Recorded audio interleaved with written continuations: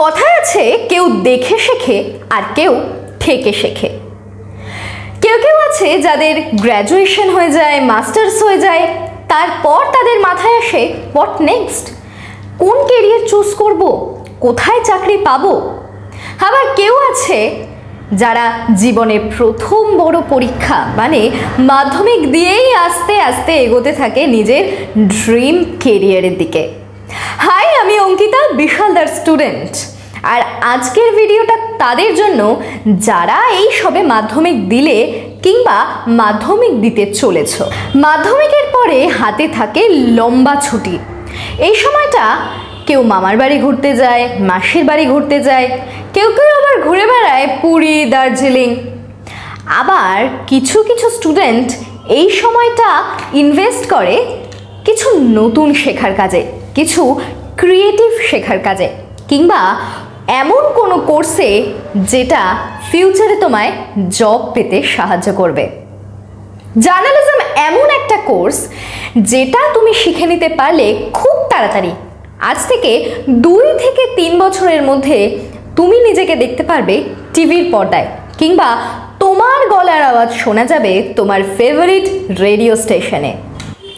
Journalism এমন একটা practical course যেখানে তুমি শিখতে পারবে একজন নিউজ রিডার নিউজ চ্যানেলে কিভাবে নিউজ রিড করেন, কিংবা একজন নিউজ রিপোর্টার প্র্যাকটিক্যাল ফিল্ডে দাঁড়িয়ে কিভাবে রিপোর্টিং করেন, অথবা একজন নিউজ অ্যাঙ্কার ক্যামেরার সামনে কিভাবে এত কনফিডেন্টলি কথা বলেন, অথবা তুমি যদি হতে চাও একজন আরজে, তাহলে কি কি শিখে নিতে হবে, জেনে নিতে হবে তোমাকে, সবটা তুমি বুঝতে পারবে এই কোর্সে ভর্তি হলে।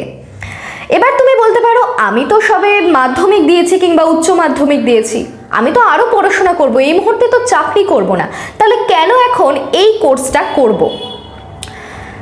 তুমি যদি কেকে কিংবা অরিজিৎ সিং এর মতো ভালো সিঙ্গার হতে চাও, তাহলে কি তুমি 20 বছর বয়সে, 21 বছর বয়সে এসে হারমোনিয়াম বাজানো শিখবে? কিংবা তুমি যদি হতে চাও সৌরভ গাঙ্গুলির মতো একজন ভালো ক্রিকেটার, তুমি কি তোমার গ্র্যাজুয়েশন, মাস্টার্সের পরে তোমার 21-22 বছর হয়ে যাবে, তারপরে ব্যাট ধরা শিখবে? নাকি ছোট্টবেলা থেকে প্র্যাকটিস শুরু করবে? অবশ্যই প্র্যাকটিস দরকার। প্র্যাকটিস ছাড়া জীবনে কোনো মানুষ সাফল্য পায়নি।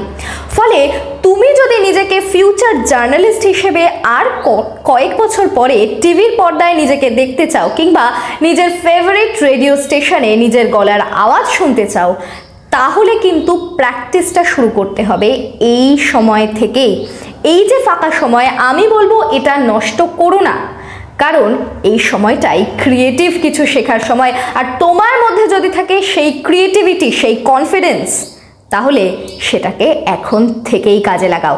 আর তুমি যদি ভর্তি হতে চাও এই জার্নালিজম কোর্সে, তাহলে ডেসক্রিপশন বক্সে দেওয়া থাকলো নাম্বার, সেই ফোন নাম্বারে তুমি কল করতে পারো, হোয়াটসঅ্যাপ করতে পারো। এই জার্নালিজম কোর্সটার ব্যাপারে আরও ডিটেলস তোমাকে বলা হবে পার্সোনালি।